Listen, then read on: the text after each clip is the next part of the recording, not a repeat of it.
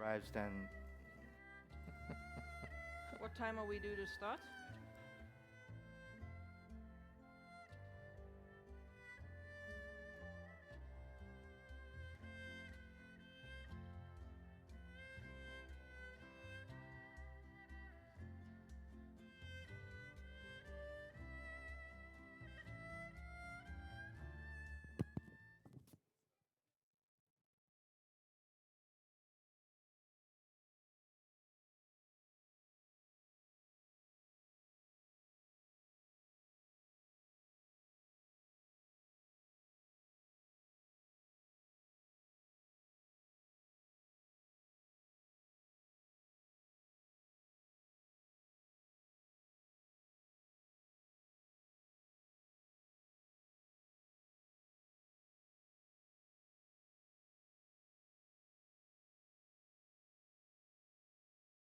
panel will end at 12:15. Thank you, everyone. Please be seated for uh, today's session two, on the second day of the Asan Plenum, entitled Values or Interests. So all of this from yesterday on to today um, have been about not only Korea's choice, even though the overarching theme is Korea's choice, but choices that other countries are also grappling with. Many countries around the world are grappling with very similar questions that we've tossed out there for this conference this year. Yesterday, we focused a lot on the sort of the geopolitical issues um, that is more pertinent to the region. But for the second day of conference, we wanted to sort of broaden out and think more globally about a lot of the choices that many countries around the world are struggling with. And one of these is this question of whether values or interests should be the principles that determine nations' foreign policy and diplomacy. In the post-Trumpian Brexit, or whatever you would like to call it, kind of world that we're in. So we've passed this question on last year, and we kind of thought about it from the practitioners' standpoint at last year's plenum when I was chairing a panel on values diplomacy. But the leadership really wanted to follow through on this, and instead of thinking about this from a really practitioner's point of view, but thinking about this from more sort of, academic point of view as well. So we've invited a group of speakers for today's panel that I think has a more balanced, if not more academically rigorous sort of perspectives on this issue. So sitting to my left is Professor T.J. Pemple, who's the Jack M. Forsey Professor of UC Berkeley's Department of Political Science. His focus has traditionally been on comparative politics, political economy, Japan, and Asia. He's written a lot of books, many of which I've read. Some of the more recent ones include a co-authored text with Professor Son-Yul of Yonsei University on Japan and Asia's contested order. He's written about the alliance that just published in 2016. There's just so many that I can't name all of them here at this time, but we're very happy to have him. And to his left is Mr. Fujisaki Ichiro, who's the president of the America-Japan Society and also president of the Nakasone Peace Institute. He was the ambassador to the U.S. from 2008 to 2012, and formerly also the ambassador to the UN and the UN High Commissioner of Refugees. He was also the political minister of the Embassy of Japan in Washington and the Deputy Director General for Asian Affairs and Director General for the North American Affairs of Ministry of Foreign Affairs in Japan. To his left is Dr. Gao Fei, who is the Vice President of the China Foreign Affairs University. He's written a lot about Chinese diplomacy and reform. His latest publication was entitled Gentlemanly Diplomacy in a Harmonious World, Chinese Foreign Policy and International System, 2011. Formerly, he was the director of the Research Center for China Diplomacy, director of the Research Office of China Foreign Affairs University, deputy director general of the China National Association for International Studies, and an executive council member of the Association of Sino-Russian Relations in China. To his left is Linda Jacobsen, who is the founding director and CEO of China Matters, which is an independent Australian policy initiative that aims to advance sound China policy. She's lived and worked in China for over 20 years, published 6 books on Chinese and East Asian society.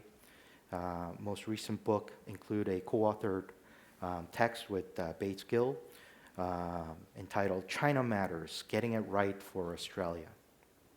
She was formerly the East Asia Program Director of the Lowy Institute as well. To her left is Professor Kent Calder, who's the director of the Edmund O. Reischauer Center for East Asian Studies at SAIS, Johns Hopkins University. He's also widely read, and he's written quite a bit. I'm not going to name all the books because we have limited amount of time, but he is an expert on East Asian political economy, energy, and geopolitics. He's taught for 20 years at Princeton University and at Harvard University. Special advisor to the U.S. Ambassador to Japan during 1997 to 2001. And he was the Japan chair at CSIS from 89 to 93 and in 96.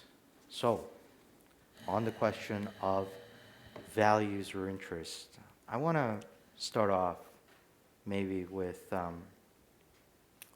all the way at the end, Professor Calder. Can you give us sort of your broad overview of the role of values in foreign policy? What are we talking about here when we talk about values-based diplomacy or values in foreign policy? What kinds of values are we talking about? Well, of course, this is a classical question in international relations theory. I look forward also my colleague T.J. Pentel. I'm sure that he will have some thoughts on this. It relates to some degree to a session, very interesting session that we just had on nationalism versus internationalism. The classic distinction, of course, is that between realists who look at foreign policy in terms of concrete security interests or economic interests of the nations in question, and the idealists who think in terms of norms or values. So it really parallels that classic distinction. People like Palmerston, the British balance of power diplomacy of the 18th and 19th centuries, of course, was the classical expression. There are no permanent alliances, there are only interests. And of course, Britain in its diplomacy shifted back and forth continually to hold a balance of power. On the other side of the equation, the classic expression, of course, is probably Woodrow Wilson. Make the world safe for democracy. Transcendent values should really determine structure and the way that international affairs operates. Create a League of Nations and debate these issues in terms of fundamental principles, and we will get peace in our time. So those two conceptions, of course, have warred, particularly over the last, I would say the last couple of centuries, particularly of foreign policy development with a increasing salience of values, not simply, needless to say, one particular set of values, and used obviously for a variety of reasons. Many of the leaders involved and the proponents involved, of course, no doubt, were speaking rather sincerely and idealistically in terms of the way that they presented those ideas. The Woodrow Wilsons of the world. In recent years, of course, perhaps the Jimmy Carters of the world. We had a very interesting discussion yesterday about Israel and the post-Holocaust, the German foreign policy, and how it has evolved on the question of the Holocaust. And so sometimes I think it's fair to say that people will idealistically present stress values.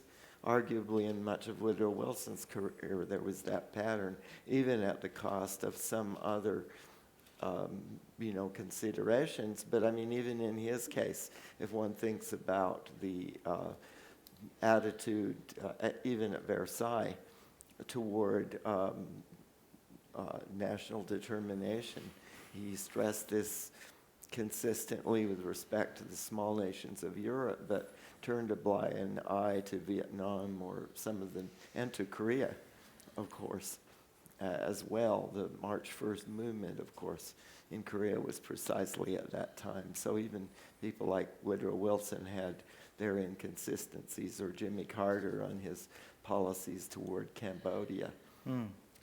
So these two ideas have warred back and forth. As finally, just to maybe address the question of, under what sort of conditions do we find idealism or values being stressed with particular insistence?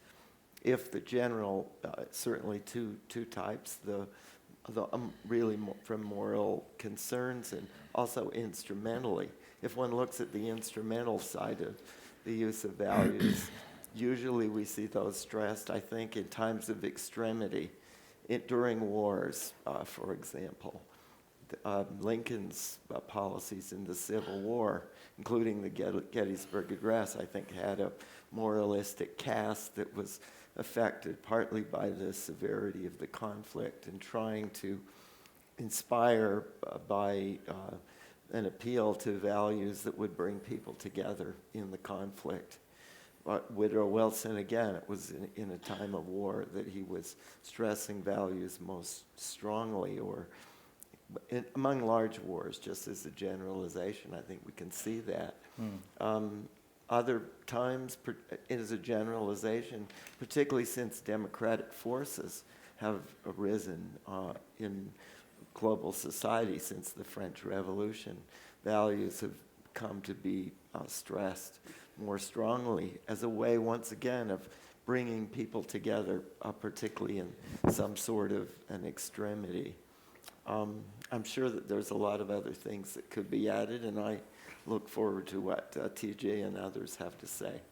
So since Professor Calder called it, Professor Pempel, I mean, you might have already had some discussions with him about some of these issues, it seems to me, but... We have not planned this agenda. So, and I should start by saying I have two fundamental issues with the bifurcation of this notion of interests and ideas.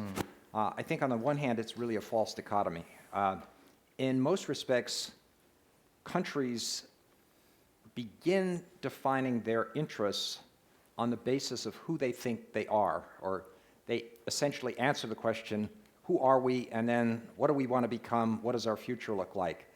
And that in turn means that they have to grapple with some of the balancing issues of how do they feel about who their friends are, who their potential challenges are, what are the challenges they face, how best should they deal with those challenges, do they form alliances, do they engage in multilateral diplomacy, do they go it alone, et cetera. These are all fundamental questions about interests and the advancement or protection of those interests, but I think they grow fundamentally out of the idea of who we are and who faces us as potential challengers.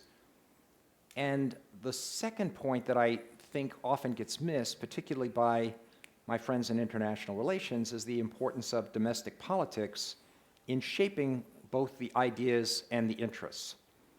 And I think we lose sight of this when we look at, for example, classical 19th century diplomacy among five big powers, where interests seem to be defined purely in terms of sovereignty, balance of power, and the like, and there were no ideas that seemed to be driving the myriad shapes and changes in alliance balances. And I think in some ways, the domestic politics fell out, the gap between ideas and interests fell out in the wake of the Cold War. And it seems to me during the Cold War, the two main competing sides had pretty strong overlaps in their respective definitions of their ideas, their interests, etc. For the US and its immediate allies, the issues were holding the line against communism, working against authoritarianism, putting in place alliances that might provide military security, also putting in place economic institutions that would reduce the likelihood of economic conflicts that might generate wars, differences of opinion, etc. So putting together freer trading systems, International Monetary Fund, WTO, or GATT, WTO, et cetera, and then and a great deal of focus on political democracy, even though certainly the United States was, in many instances, hypocritical in terms of the alleged democracy with which it aligned itself. Start with the Diem regime in Vietnam, or look at Chiang Kai-shek in Taiwan, or look at Park Chung-hee here in Korea. These were hardly proponents of democracy, but they fit an awful lot of the other measures between American interests, and they were at least capturable under that idea that at least they're anti-communist, if nothing quite so democratic. The flip side, of course, was the communist countries, which were firmly convinced that their interests were in the long-term advancement of Marxism, socialism, economic systems that resonated with national economic planning, that involved friendship prices going back and forth across the boundaries of the various countries that were part of the Soviet-linked Eastern European Empire, et cetera. So we did have then a period in which interests and ideas seemed to overlap, or at least there were two clashes that pitted economic interests of Group A and ideas of Group A against the countervailing interests and ideas of Group B. But I think what we're seeing now is very much a situation in which there are very few countries that are here in East Asia that are really operating out of the notion of a national grand strategy in which essentially all powerful domestic actors are signing on to commitments to that national strategy. I think what we're starting to see, or what we've been seeing, is ways in which the so-called definition of interest, or the so-called definition of national interest, is very much a function of competing ideas at the domestic level. So just to sort of pick easy examples that are probably familiar to most of you, Taiwan goes through major flips and flops in its foreign policy, whether when you've got a pan-blue versus a pan-green president in. One advocates much closer relations with China, feels that the long-term interests of Taiwan will best be served by economic integration or economic cooperation. Pan-green pulls in the other direction. You have nothing that I think of as a grand strategy. Much the same, I think, was true with South Korea. Conservatives in, progressives in, very different notions of how to deal with the issue of Korean reunification, to deal with domestic economics, et cetera.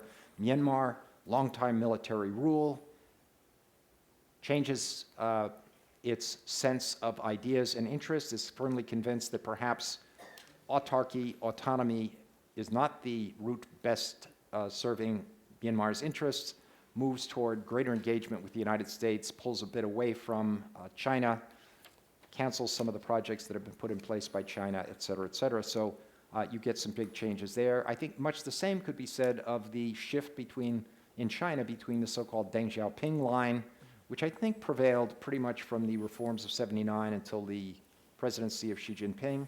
But I think we've seen a very different China emerge as a result of differences domestically in how China's ideas and interests are being defined. Much greater focus on a return of more domestic control, tighter authoritarian controls over citizens, and also a much greater sense of expansion of the Chinese territorial interests abroad. So, and finally, I guess I couldn't be an effective representative of the United States if I didn't talk about the situation in the United States.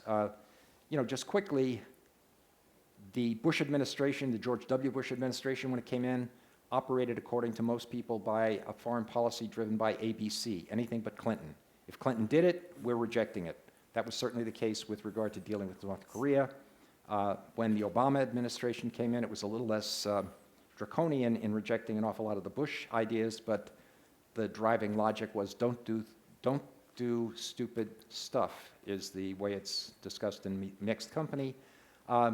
And that meant a move back from engagement with Afghanistan, Iraq, heavy reversal of policies there. I think the Trump administration has come in with a very different notion of rejecting an awful lot of what was done by Obama, most classically Trans-Pacific Partnership, but also the Iran nuclear deal, global climate change, a rejection of the idea that America's interests are best served by multilateralism, moving toward a sense of unilateralism. So one can go down and fill in the blanks with specific cases, but I think that the driving points that I would want to make is, first of all, false to think that ideas are over here and interests are over here, and that somehow countries follow their interests for a decade or two and then suddenly swing to the opposite side or vice versa. There are times when one might take greater priority than the other. And then secondly, I think it's really critically important to see the ways in which values and interests may be very, very competitive within a domestic arena and may lead to countries swinging back and forth in a kind of pendular effect. So let me stop on that with a couple of thoughts on the table Thank for you. discussion. So both of you, it seems like, suggested that I think there's an agreement there. Sometimes there's an overlap where values can serve certain kinds of purposes in the name of national interest, or sometimes these, whether or not values do overlap with the national interests, sometimes has to do with domestic political dynamics as well. I think that's the picture you were describing. But as I think yeah. I think there's some broader consistencies. It's not just a matter of one, personal vendettas and antagonisms and so on. I think there's substantial periods when, for example, values have had considerably more salience. If you look, for example, at the evolution of the Reagan administration, the Bush administration, I think, well, it was a conservative Wilsonianism, but it was something that paralleled the sort of values-oriented insistence on structural transformation. Tear down that wall, Mr. Gorbachev. The sort of thing that we just heard from Paul Wolfowitz, for example, and that I think he continues to believe very much in, that there's a new world, that's being born and that's created. And as we probably can see from the results of some of that, even in Iraq, it doesn't, at a certain level, it may come into conflict with practical realities, but was something of a conception that was larger than simply, personalities and so on. That's the only additional point that I'd want to make. Thank you.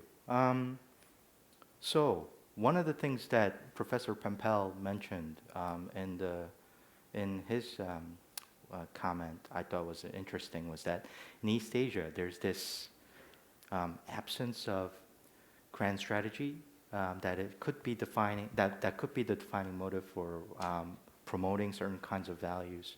I was kind of curious, Ambassador Fujisaki, what your thoughts were. I mean, because Professor Pempel kind of left out Japan. It was interesting that he left that out, and I guess he wanted you to fill that space in for us. What's your view on Japan? Has values ever played a role in Japan's foreign policy? If so, what could be motivating? I mean, what could be motivating that? What kinds of values? If not, why not? And could it be the lack of absence of grand strategy, or could there be something that is unique to Japan's domestic political dynamics? What's your view on this? Thank you very much. I have the sort of belief that if in these kind of panelists agree, or panelists agree with moderator, it's going to be a dull panel. So I'll try to make a little different point of view. I like to make 2 points. Before that, when we talk about value, often long-term interests are the values, because short-term interests, maybe you're talking about only yourself, but values are for everyone and for the long term. So in the end, it'll come back to you as well. 2 points I'd like to make is indirectness and US-China. Indirectness, because United States founding fathers were brought these values first, it's very natural that Americans have blown the trumpet and pulled the banners. In Japan, I think we are doing indirect way. In order to support United States, try to engage US in this region, and also try to help international organization, because multilateralism is we think, have become the best way to serve values. Of course, as Churchill once said, it is said that democracy is the worst form of government, except for all those other forms that have been tried. And I think that could be said about multilateralism, international organizations as well. It may not be the best, but we don't have the better way. So we've been sticking to multilateralism, and these are the way. Sometimes, very often, these two, supporting the United States and international organizations, have been parallel, but recently it's not so. And this is a problem for us as well, but we try to hold these and try to realize values, implement values. I think this is the one indirect way. The other indirectness is that, as I said, American way is to go direct, for example. Say that this medicine may taste bitter, but it's good for you, so take it. The Japanese way, or other Asian ways, I think Koreans or others as well, would say, hey, I've sugar-coated it, so it tastes good. Try to take it. And it's a little different, I think. We don't press them, but it tastes good or seems good. I think this is the indirectness of not only Japan, but many of the East Asian countries' way. It may look like Japan is not really pressing values, but in reality, I think it's pressing values. As I said, through other means or not too directly. Now, I want to say one thing about values. U.S. Is the founding fathers who has brought these values, and I think that was the asset for U.S. China can militarily challenge U.S. or economically challenge U.S., but could never challenge United States because of these values. And one thing I just wanted to say, maybe this is a little out of this discussion, but so many people coming back from Washington or United States always tell me that, hey, U.S.-China confrontation would continue. It's maybe trade issues could be solved, but long-term rivalry. And people would tell me that United States thought that China would be a better partner in WTO when they accepted it, but it didn't. I have little doubt. China has not really changed. China has not been the top student in WTO for all these years. And suddenly, this few years, U.S. have woken up to China's difficulty. I think this is little difficult for me to swallow. China has not changed. It has been that way for all the time. It's not Xi Jinping alone who have said that, done that. So my take, put apart, is that now Trump has pushed the Great Wall, and no people thought the Great Wall would move this at all, but it's start moving, and very smart people are getting onto the board, or boat or board, and to on the pushing side. That's one. Second, this is next year's an election year. It's better to take a tough attitude rather than seem wimpy. I'm sorry to go to other discussion, but I thought that was an interesting point to make, sir. Thank you very much. No, thank you, Ambassador Fujisaki. You've thrown in some interesting ideas in there for further discussion. There's one question here about geopolitical competition and whether promoting certain kinds of Western values could be an important factor, and whether rising power or risen power, like newly risen power like China, how it would compete with the United States if there is, we consider that a competition. There's the other question about, whether or not an East Asian view on this or whether a Japan view on this, that there are certain kinds of ideals that the countries in Asia would be willing to or are more receptive towards these ideals about multilateralism or rules-based order. There's obviously, the US has a sort of a more, in the past, some of the examples that Professor Calder had talked about, there are these other issues having to do with democracy and human rights and some of these more contentious issues that have to do with, Professor Pempel, as you mentioned, the identity of who we are as a nation in the U.S. that the U.S. was struggling with. So this now would come to China. I think it's a natural next point in the discussion. Dr. Gao, do you think that values plays a role in China, or it has in the past? If so, what kinds of values? Or if not, as the sense that we're getting from the discussion so far, in the future, down the road, are there certain kinds of values and ideals that China can also be compatible with? Or is China's approach a different way, a non-Western way, a Chinese way? What is that? I'd like to get your view on this issue, and please, for about 10 minutes or so. Okay, thank you, Dr. Kim. Thank you for having me here. I think today's topic about values or interests, that's a typical classical questions. But today, I think we are not only put it on the theoretical aspect, but we also need to put it in practice. In China, I think the debate between values or interests in China's diplomacy already lasts a very long time.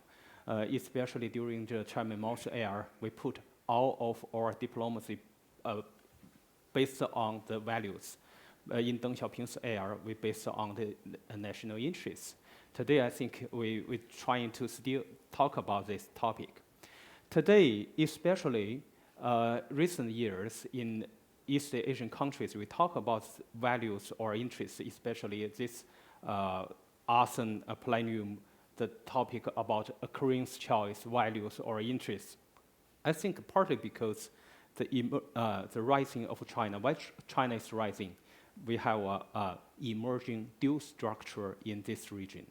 The regional countries more and more depend on China in terms of economy, but more and more depend on United States in terms of security and politics. Because of this, a lot of countries, especially East Asian countries, their diplomacy is facing a dilemma. Choose values or choose interests. It's like choose United States or choose China. But for me, I don't agree these questions is either this or that. I think these two values and interests, actually, they are mixed. The first, China and the United States are not Cold War relations. The two countries share a lot of mutual interests. Bilateral trade is more than 600 billion US dollars. And across the Pacific Ocean each year, more than 5 million people to visit each other. And also in many international affairs like Korean Peninsula, United States and China closely cooperated. And also in Afghanistan and in many different places, different fields, the two countries will cooperate. I want to emphasize here, Sino-US relations cannot be simply labeled as conflict or confrontation. Of course, we have a lot of competitions, but we also have a lot of cooperations and coordination. Even competition not must lead to a negative consequences. It may have a very positive consequences. So we need to very clear this. The second, about values. I like the term of values. Values means not single value, a lot of values, not one. So I think a lot of countries, especially in East Asia, Japan, South Korea, China, I think we share a lot of values. For example, yesterday we talked about mutual listening, mutual learning. I think Confucius already taught us a lot. I think especially in East Asian countries, we learn each other. That's very important. Last year is China's 40 years reform and opening up. That's what China's big change came from. I think China's reform and opening up, that's very important. What that means? A lot of people talk about Chinese model, but I don't think Chinese economic has some specific models. Actually, Chinese model is Chinese learn from other countries, from Japan, from South Korea, from United States, gathered in China and lead China's economic success. So that's very important. And also I think this is today we are still facing this challenge. Of course, we are still have share a lot of values like multilateralism, especially why today we're facing so many troubles. I think other panels talk about crisis of diplomacy like that, immigration. Actually, in these years, we are facing a trouble that's deglobalization. Globalized created a lot of good points, but also have some bad consequences. So how the nations address this new challenge, I think for us, we need to think about that. Nationalism cannot settle the problem. In a globalized world, only cooperation can settle the problems. We can think about international institutions. If international institutions not good, we can sit down together to talk about how to shape the future international institutions. But I think multilateralism still plays a core part of our values. Rules-based international institutions actually meet China's national interests. China's success actually benefited from globalization, from the rules-based international order. So I think China and all, including Japan, South Korea, United States, should follow these values. The third, about the interests. In today's world, I think all nations are already very deeply interdependent each other. Interdependent, including today's trade war between United States and China, looks very serious. But actually, United States, I want to look back. In 1979, the first year China and the United States established diplomatic relations. I want to say that year we didn't have any trouble in our trade because trade almost zero. But today we have a lot of troubles. Trouble not means bad thing. You have more trade, you have more troubles. That means United States and China already deeply integrated or deeply interdependent on each other. So I think in the new scenario, we need to choose new way to settle the problem. Interdependence not means we will not have trouble. We have trouble. Of course, we accept that, but we choose new way to settle this problem. I think this is the right direction. And also, especially here, South Korea and China, we touch upon the point, South Korea more and more depends on United States in terms of security. But we take a look other. Actually, especially in Korean Peninsula, I think South Korea and China share much more security interests, especially within the six-party talks. I think we are like-minded countries, really. So I think it's not easy to separate interests or values. Actually, it's combined. So my conclusion, I think South Korea, especially here, what's South Korea's choice? South Korea is an Asian country. Know China very well. We already have several thousand years relations. And South Korea also advanced country. Your modernization case is very successful. You know United States, you know Western countries better. So what's the role, what's Korean's choice? I think for my suggestion is Korean's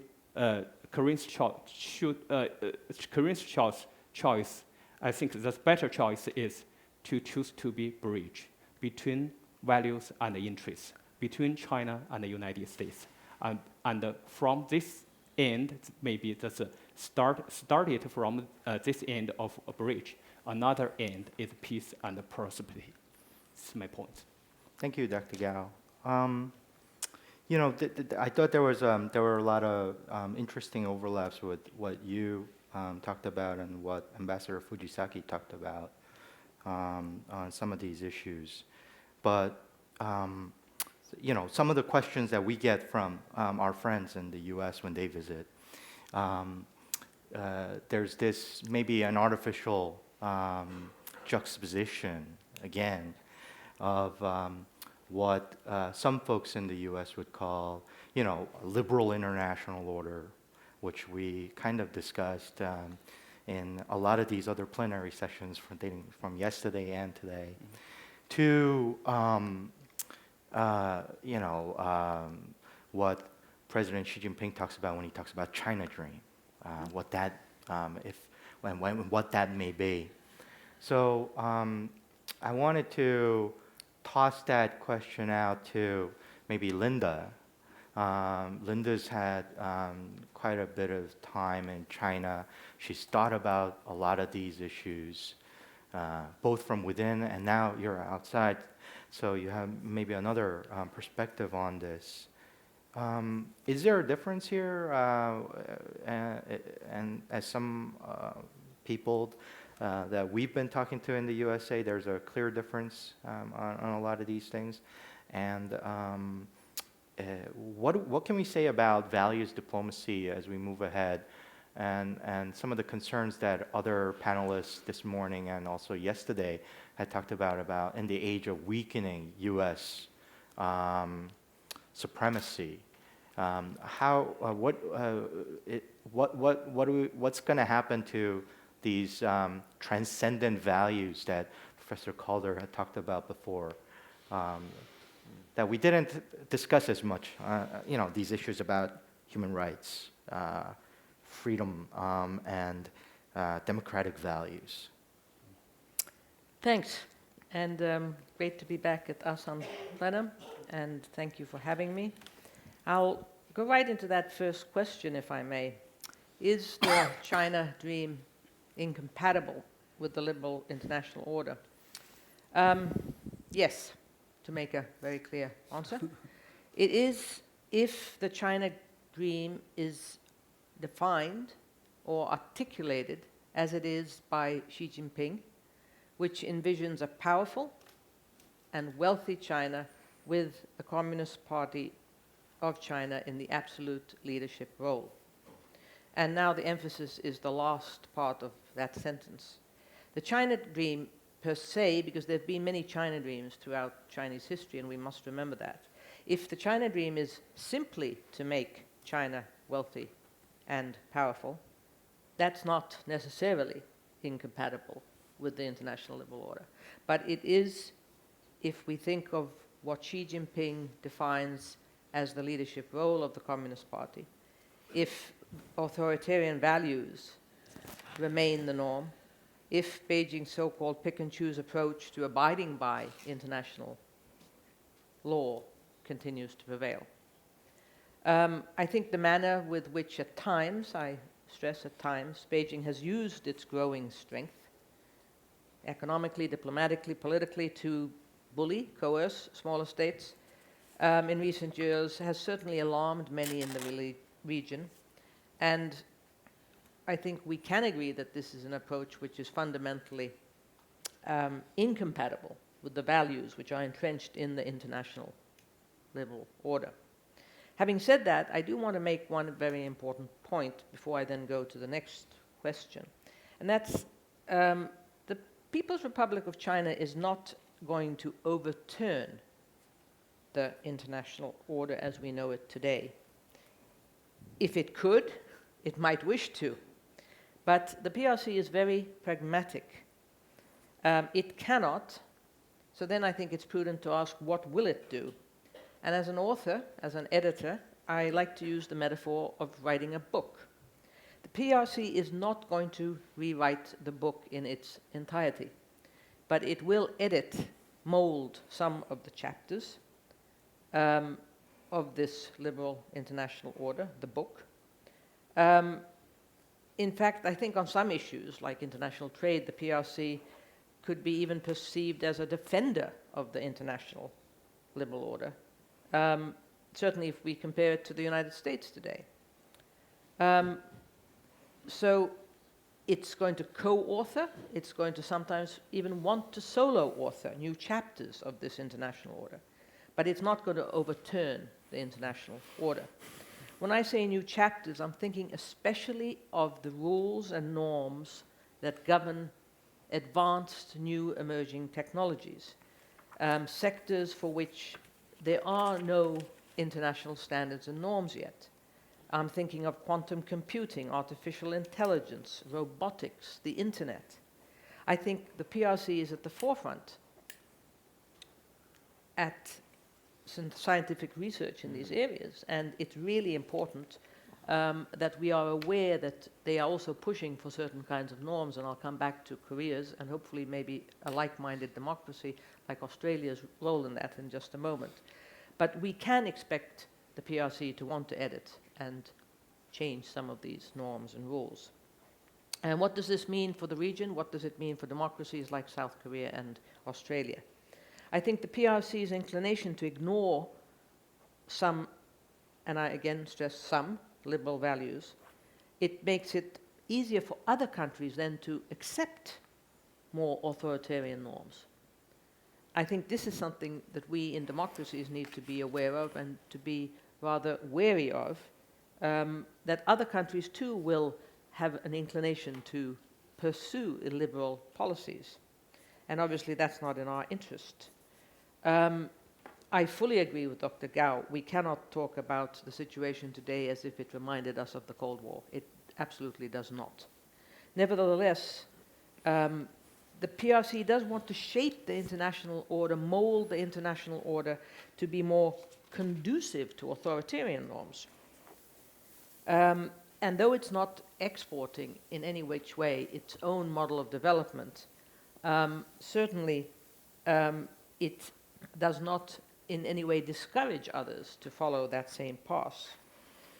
And just the PRC's ability to offer technology to some of the countries in its neighborhood, surveillance technology, for example, 5G networks, it's going to enable other countries to pursue a more authoritarian agenda. And training of the use of these surveillance technologies, and again I come back to the norms of how we should think about these technologies, are all part of that bigger picture that we see happening at this very moment during the Belt and Road Initiative, for example.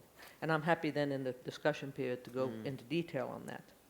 But So what does this mean for those smaller or middle-sized countries like Korea and Australia, who they thrive in multilateral fora? That's where they really hope to get their voice heard. And if there are unilateral attempts by the PRC, that's not in the interests of South Korea or, for example, Australia. What makes it even more difficult is that China is not trying to only change norms within the established ASEAN +3, East Asia Summit, APEC, and so on.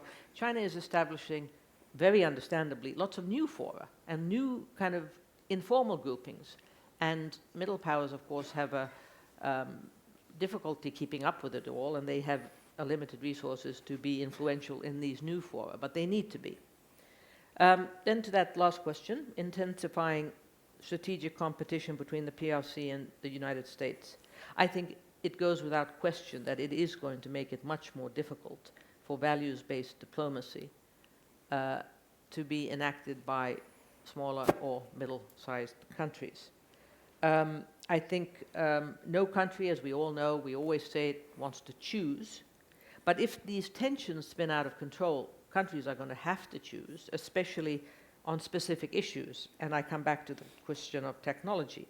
Many countries in this region will choose Huawei, for example. So will most countries in Latin America or Africa.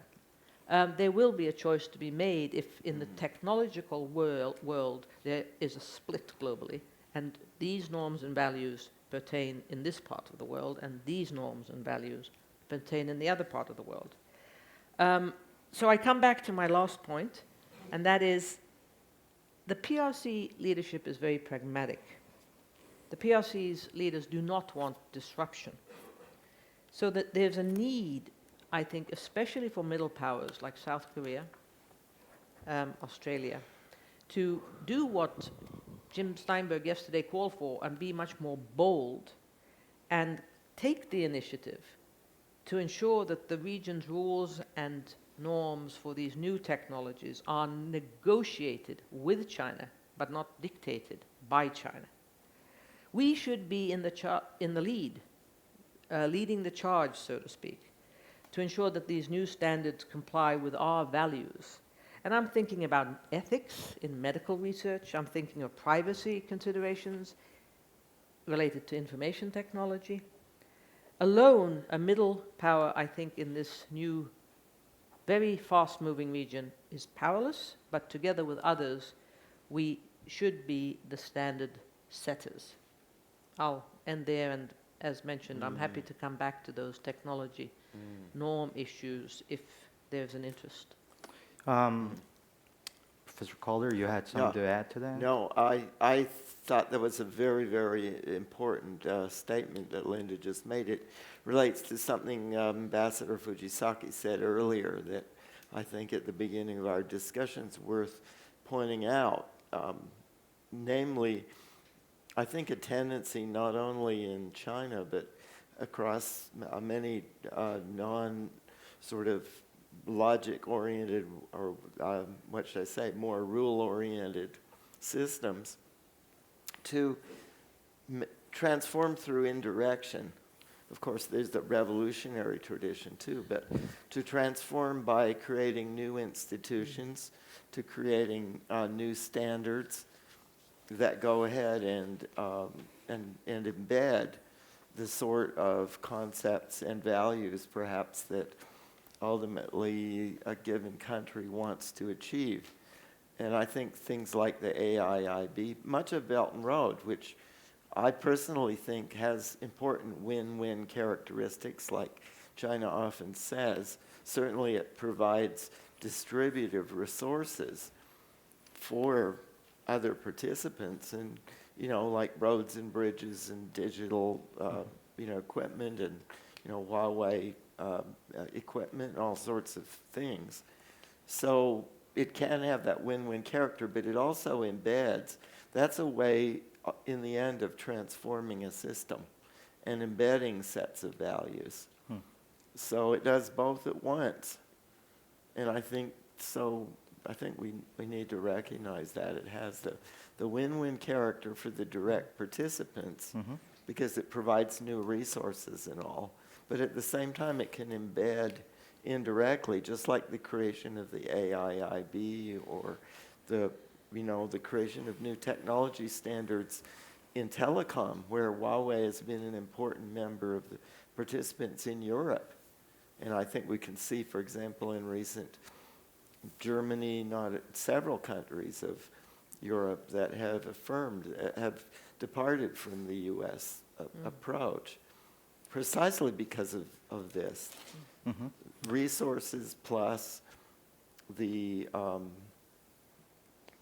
turning something from a values proposition into more of a distributive proposition. Ambassador Fujisaki, your Just because Dr. Calder touched upon AIIB, BRI, just wanted to offer my views on that very shortly. I think Chinese are the smartest people. They know how to present these ideas. Now they have, if I may say, they have said, hey, I have a great idea. Those who want to get on the bus, come on the bus to the bus in 3 months, or the bus will leave. And because China is so rich, everyone's coming on the board from Europe or Australia or wherever. But maybe in the long run, if China, the smartest people will say, hey, I have a good view. Maybe we could sit down and discuss and make something good rather than just put out a complete idea. I think Chinese will learn to present in a little bit better way rather than showing us the complete set of ideas. I'm sorry to say that, but I think this is my conviction. Well, I was going to add to this discussion a bit, and thank Linda for her presentation on some of the potential pitfalls or the risks associated with the kind of thing you're talking about, a bandwagoning by the smaller powers, and in essence, I think, and Linda was alluding to was, heightening of the sense of tolerance for authoritarian norms, as she would put it. And so the next obvious question was, so what do we do? And you kind of suggested an answer to that, which was that, maybe smaller powers can lead in promoting these kinds of values. And Japan could, and Japan has been playing some role in that. Leadership role on TPP, for instance. Or free, open, and Indo-Pacific right, as well. Yeah. Right. And as Professor Calder points out, this could be a win-win for all parties involved. But let me play a devil's advocate and point out that some of these values that the U.S. has played a leadership role in during much of the 20th century, some may question, there were real costs associated with these values. And you talked about this. And some of that had to do with, and these were costs that went against, in some people's point of view, a national interest. And these instances, certain kinds of wars that the U.S. may have been involved in. But we don't even need to talk about wars. We could talk about some issues like maybe, Linda, you pointed out these issues with rules and norms having to do with new technologies. But there are these other more difficult issues.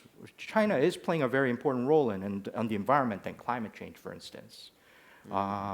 There are real costs associated with promoting green practices, green policies. So what about those kinds of costs, those kinds of values that actually requires some degree of commitment and cost? Should we take, as Ambassador Fujisaki points out, a long-term perspective on this? And if we think about this in the long run, this is actually beneficial. Or is the cost just too much that smaller powers just cannot afford to go down that path, or they're afraid to do so for political reasons?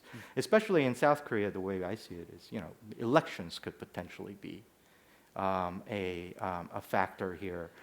Political interests in domestic politics, as Professor Pempel points out, that could be pushing decision makers in other directions, away from these values. Maybe it's less so in China. You were alluding to China in your discussion. So it's a very difficult question. So there's still this, other question about what smaller or middle powers ought to be doing. One is, as Linda points out, lead in promoting these right kinds of values.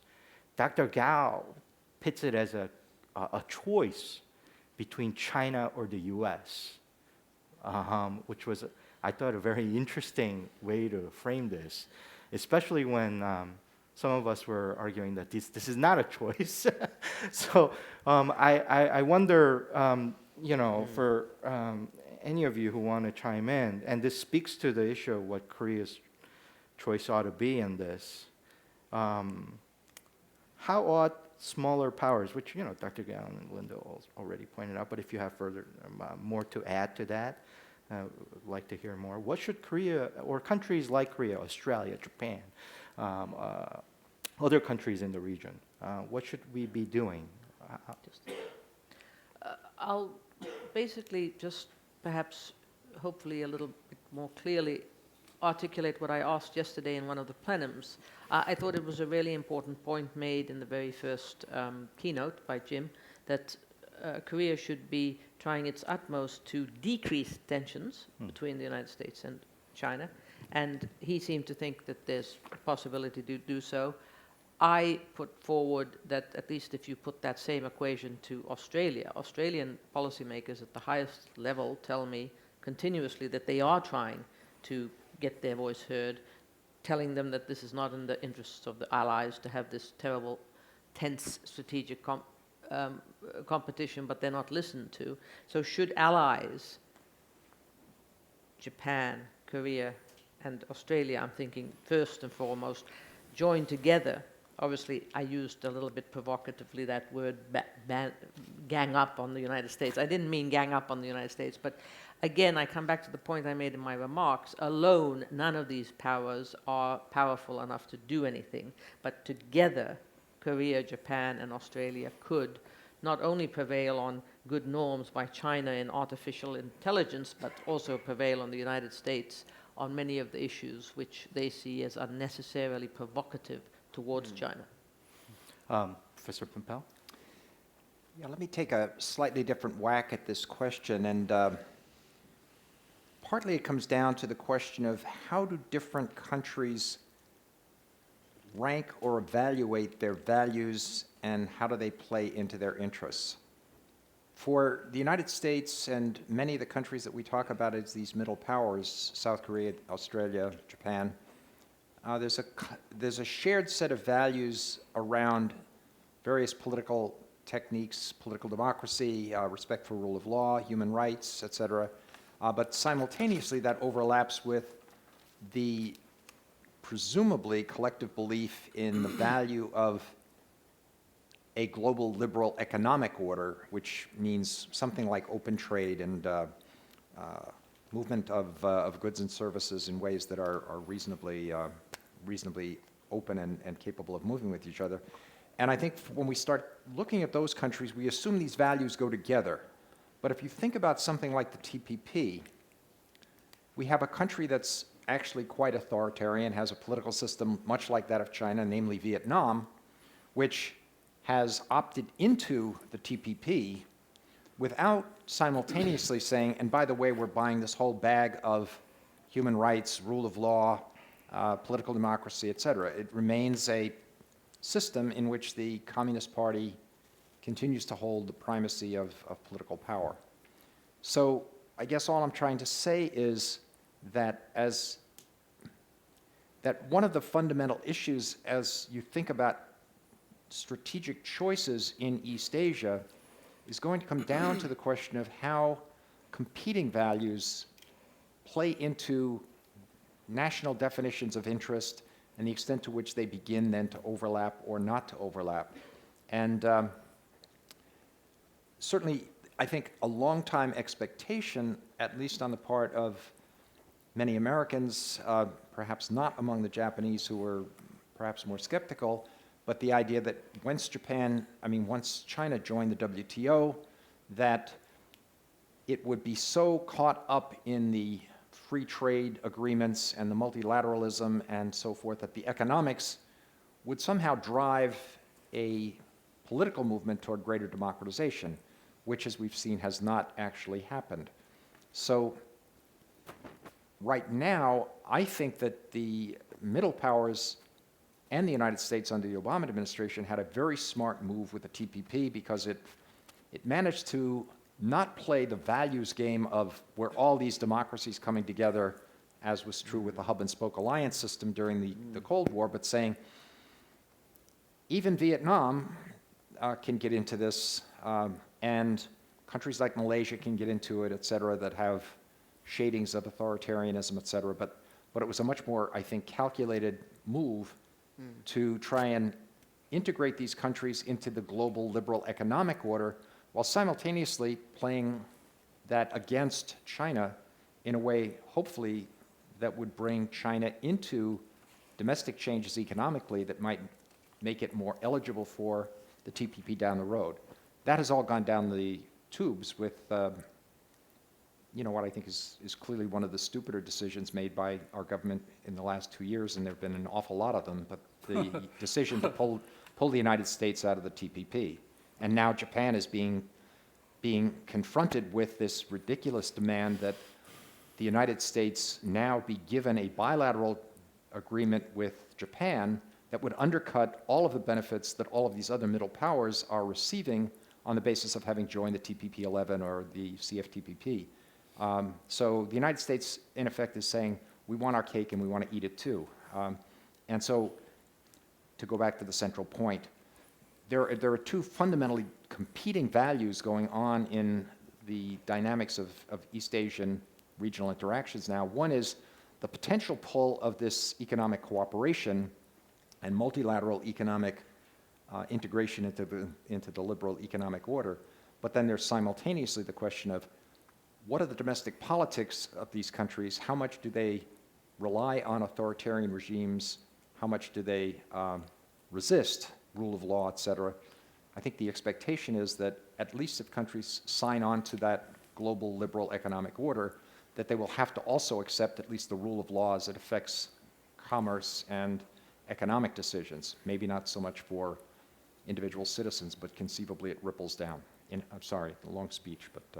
No, I thought that was a good addition to what we were just talking about. Do we have to go to... Yeah, we do have. We'll take one more short comment from Dr. Gao and Professor Calder before going to the question and answer. Yeah, just now a lot of people talk about about China and the middle powers choice. I think in China, especially for me, I conduct research on the Cold War thinking for many years. I think the one very negative point of Cold War thinking is separate our world into two parts. One is good, another is bad. I think this way actually not good, especially for choosing the values or interests. This is the first. The second about China, I think especially touch a lot of points on China's especially international world order, Chinese dream, and so on. I think a Chinese dream actually very easy to understand. The Chinese people hope to have a better life. That is the Chinese dream. Not so serious to replace the United States as a hegemonic power. I think that's overthinking about China. And also about the international norms and rules.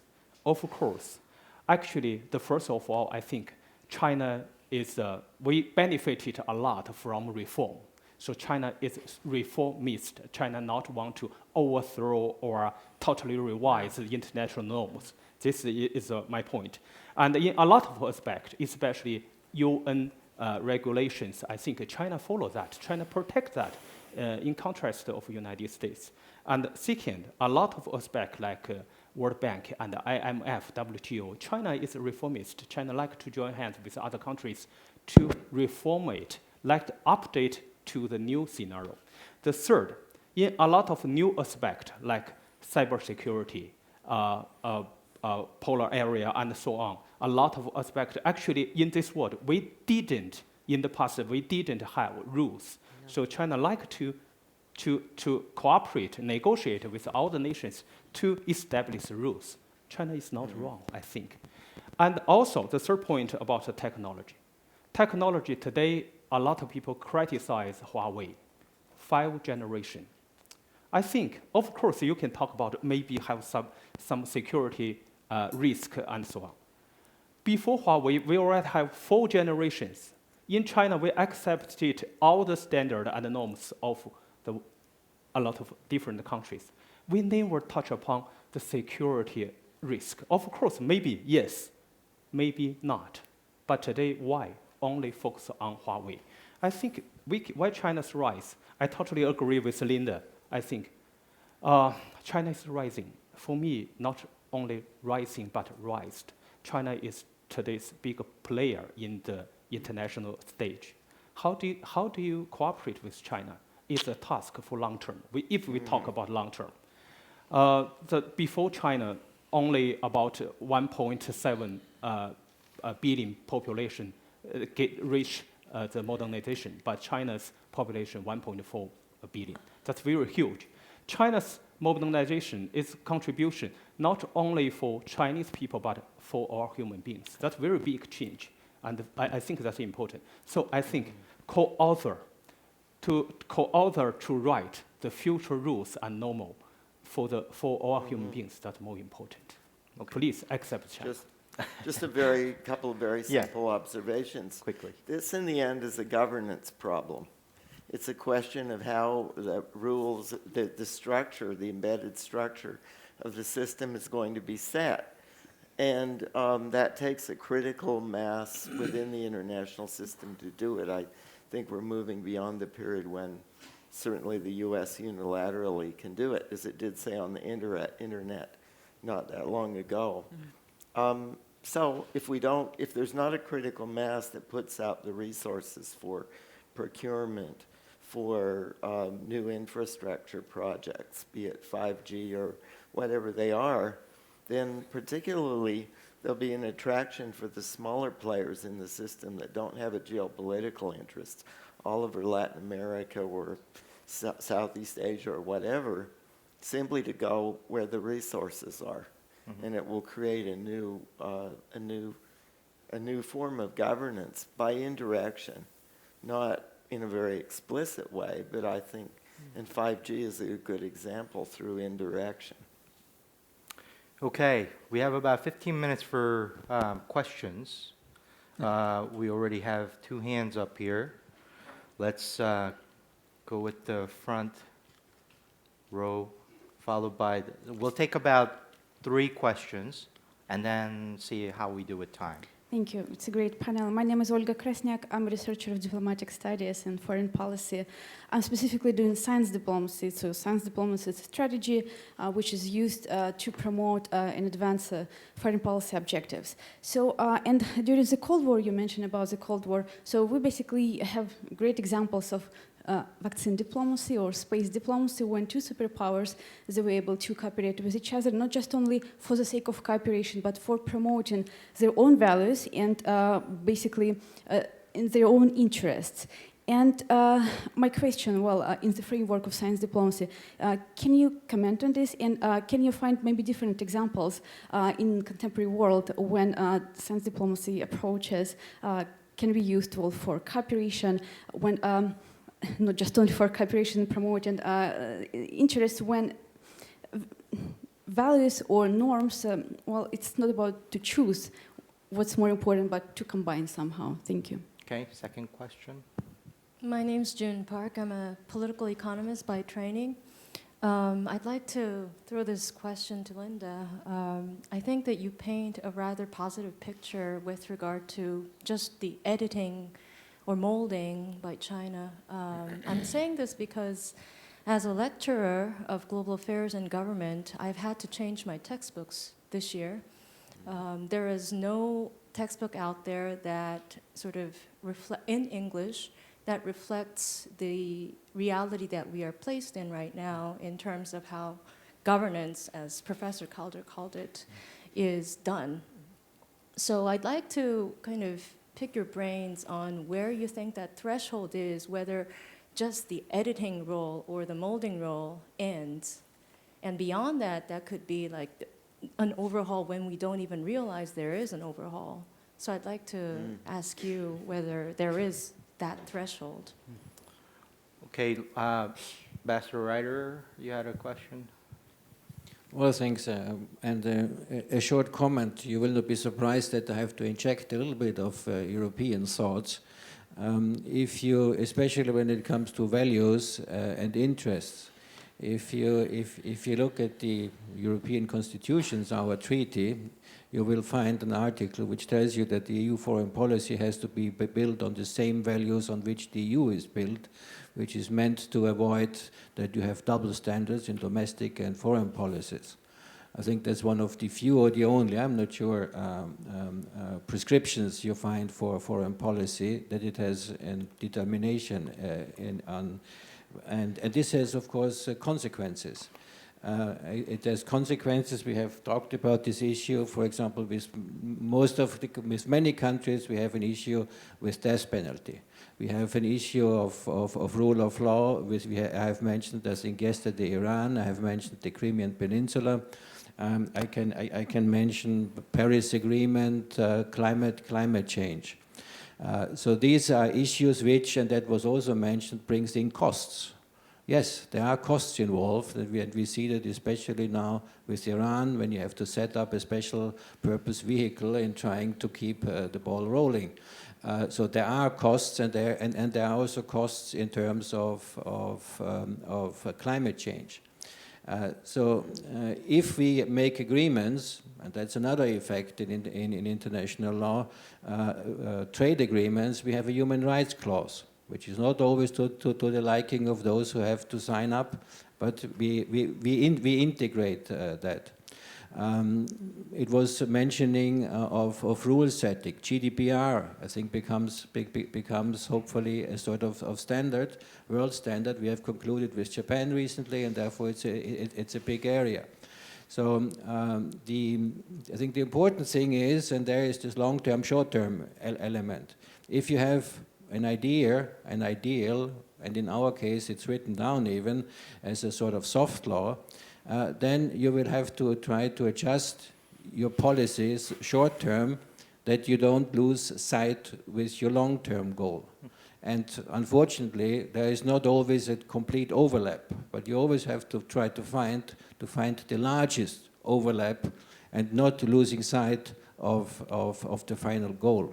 And that can lead then to also sort of functional cooperation. I mean, if I take China, we have a working group now with China on WTO reform. We don't have the same working group with the United States on WTO reform. We disagree on other areas. So I think there's a possibility in having this functional approach, having the long-term perspective, as Ambassador Fujisaki was saying, and I think this has an impact on the short-term policy, even if it's not perfect in the short term. Don't forget the long term. Thank you, Ambassador Ryder. We did make an effort to get a European participant on this panel, but we were unsuccessful because You have one. Well, I'm from yes, Finland. you do, yes, but I'm talking about one that's based in Europe right now. And we were unsuccessful in securing that person, which is why I'm sitting in the role that I am. But we had two questions here. One, I'm not really sure how it relates to this issue that we're talking about on values and interests, but a question about what role does science diplomacy have in all this, if there is any. And then to be fair to Linda was really talking about, and this goes to what Dr. Gao was saying, it's not about powerful and wealthy China, but that last part, which was what you were, worried about, right? About the rise of a Communist Party-led China that is powerful and wealthy, and then the sort of the connection to the heightened tolerance for authoritarian norms.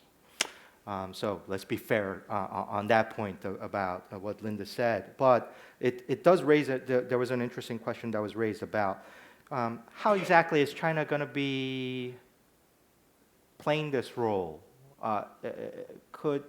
isn't China that is managing its rise? Isn't this editing, so-called editing, or its role in revising international order? Isn't that really? Aren't you downplaying exactly what's really happening here, isn't there something more to this story? So there are two questions. Who wants to? I'll take a very brief stab. Number one, I did just want to add, it's not just the last part of the question, the Communist Party in power.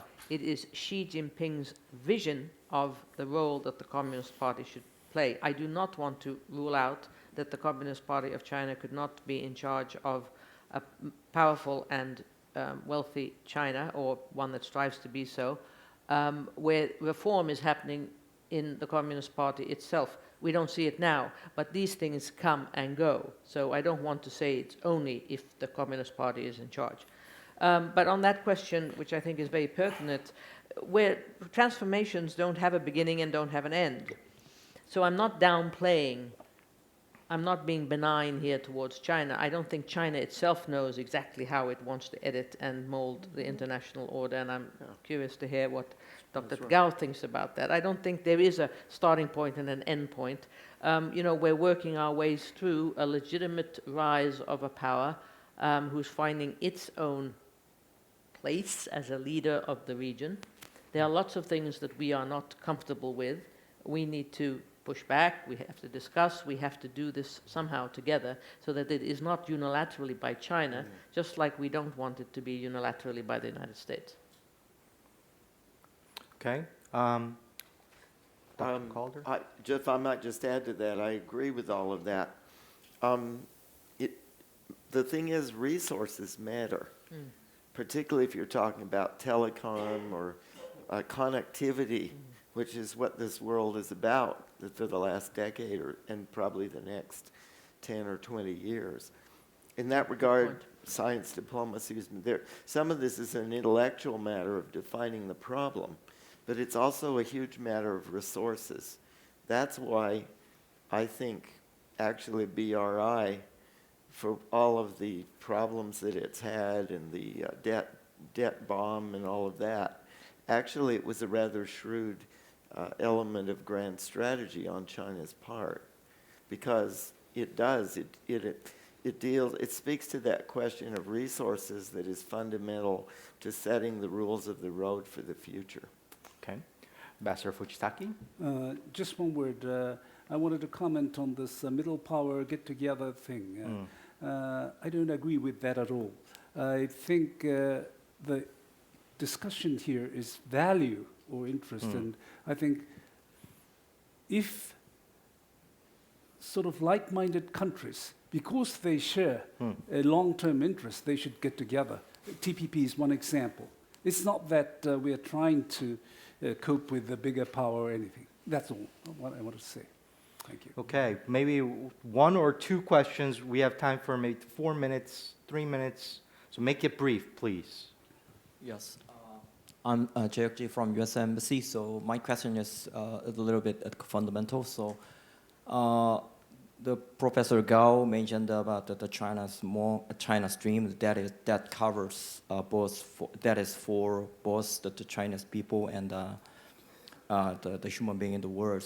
So my question is, why do we need the values and the interest? So it means that, such as for the survival of any state, any country, or just for power, or for maintaining current international order, or Okay. yeah. All right. One more question? That's the only question we have. So it's a fundamental question that we started off with, right? What's this all about? And why do we even need to talk about values at all? I guess one is domestic politics could play a role, as Professor Pempel talks about. The other is about identity of who you are, as you point out. There's the interest linkage, as Professor Calder alluded to, and different ways in which you define your interests, as other panelists have laid out. Yeah, you want to add? I guess I'd go back to a point that I made at the very beginning, which is the question of what kind of world do you want to live in? Yeah. I mean, and this goes back to the question of what's the long-term vision, and how do you operate in the short term to help you advance in that direction. So, among other things, you want a world that's peaceful, you want a world that's prosperous, but conceivably from, let's call it a Western for want of shorthand, value, presumably you want a world in which human rights are respected, in which some measure of citizen influence over the government remains in play, et cetera. It seems to me that the idea of a world in which there is much greater, there may be peace, there may be prosperity, but there is not that rule of law, there's not that respect for human rights, creates a risk of a very different kind of world in which somebody said, making the region safer for authoritarian values. That's fundamental, but I think, a lot of countries would say, if we can get peace and prosperity, we'll turn a blind eye toward these other issues. And so I think that, that to me is where the values question starts to come in. Well, I think that about does it for this panel. It's 12:15. We're right on time. Thanks, everyone, for coming. And thank you to all the organizers. Thank you to the panelists as well. Let's give them a round of applause.